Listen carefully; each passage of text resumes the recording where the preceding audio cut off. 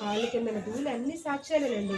ఎందుకంటే షాపింగ్ మాల్కి వెళ్తాం, మనం మంచోళ్ళమా చెడ్డోళ్ళమా తెలుసుకోవాలని షాపింగ్ మాల్లో సీసీ కెమెరా పెట్టాడు. ఏమీ లక్షలు లక్షలు పెట్టాడు కదా, ఒక 1000 రూపాయలు పోతే నష్టమా? కాదు, రూపాయనే విలువేనండి.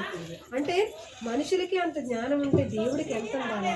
ఉదయాన్నే ఎండ ఉచితంగా పంపించాడు, గాలి ఇచ్చాడు, నీరు ఇచ్చాడు, పంట ఇచ్చాడు, పండు ఇచ్చాడు, కాయ ఇచ్చాడు, అన్నీ ఇచ్చాడండి. మరి ఇవన్నీ ఇస్తున్న తండ్రి మనం ఎవరో గుర్తించాలా లేదా? ఇప్పుడు మీకు అన్ని, మీరు పిల్లలకి మీరు తిండి మానేసి మీ కోరికలన్నీ చంపుకొని డాక్టర్ చదివించారు పిల్లల్ని. రేపు పొద్దున్న నా పిల్ల చూడలేదానికి ఏమంటారు? ఏడుస్తారా లేదా? ఇంత చదివించానమ్మా, ఇంత చేశాను, నేను చదవవలసింది కూడా నీకు డబ్బు పెట్టి చదివించాను, నువ్వు మంచి పొజిషన్లో ఉండాలని నన్నే మర్చిపోతావని మీరు బాధపడతారా లేదా? దేవుడు కూడా సేమ్ అంతేనండి. అన్నీ పెట్టుబడి పెట్టాడండి, ఏం అడగలేదండి. హృదయం పరిశుభ్రంగా ఉంచుకో, తప్పులు చేయకు, పాపాలు చేయకు, అసలు వాడి జోలికే వెళ్ళక నా గురించి ఆలోచించు, నా గురించే నీ అడుగులు, నీ క్రియలైనా తలంపులైనా ఆలోచనలైనా పనులైనా నా గురించే ఉండు, మంచిగా బ్రతుకు, మేలు చెయ్యు, అనేక మందిని రక్షించు అన్నాడండి. ఈరోజు సమాజం మరి అలా లేకే కదండి, చంపుకోవడం, నరుక్కోవడం, కొట్టుకోవడం, తిట్టుకోవడం, టార్చర్లు, హింసలు ఇలాంటివన్నీ కూడా జరుగుతున్నాయండి. ఒకరు బాగుంటే ఒకరు చూడలేదు, అవునా కాదు? జరుగుతున్నది అదే కదండి. మనం తింటే అమ్మో తినేస్తుంది అంటారు, బాగాలేదనుకో మంచి పని అయింది దీనికి రోగాలు రావాలి అంటారా లేదా? అలాగున్నదండి.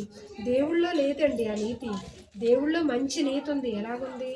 మనిషిని చంపినోడికి అండిచ్చాడు, మంచిగా బ్రతికినోడికి అందించాడు. అంటే దేవుడు కృప అండి అది. అంటే ఏ రోజుకైనా నువ్వు మారు, మనిషిని చంపుతున్న వాళ్ళకి ఆహారం ఇస్తున్నాడు, గాలి నీరు పంట అన్ని ఇస్తున్నాడు. ఎందుకండి? ప్రేమ దేవుడిదండి. ప్రేమ కాబట్టి యేసుక్రీస్తు మనందరి కొరకు ప్రాణం పెట్టాడండి. యేసుక్రీస్తు మనందరి కొరకు ప్రాణం పెట్టాడండి. సిలువలో ప్రాణం పెట్టి చనిపోయి సమాధి చేయబడి 3వ దినాన తిరిగి లేచాడండి. మన ఆత్మకు చావు లేదండి. చాలా మంది అంటారు పుట్టాము, తిన్నాము, తాగాము అనేసి అని అనుకుంటారు. చనిపోయిన తర్వాత అసలైన జీవితం ఆరంభం అండి.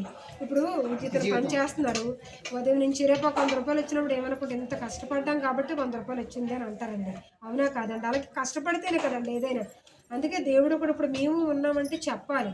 దేవుడు రేపు పొద్దున్న ఎక్కడతాడు, నా కోసం నువ్వేం చేసావు, ఏం పనులు చేశావు నువ్వు అసలు అక్కడ మమ్మల్ని ఎక్కడతారు? ఇప్పుడు మేము చెప్తున్నామంటే ఎండలోనే వానలోనే మేము ఎందుకు తిరుగుతున్నాము, మాకు ఒక లెక్క ఉంటుంది, నువ్వేం చేసావు వీడియో తీయమన్నారంటే ఎక్కడ బాగుందో, బట్టలు ఎక్కడ బాగున్నాయి, బంగారం, అన్ని ప్రతి దాని గురించి ఆలోచిస్తాం.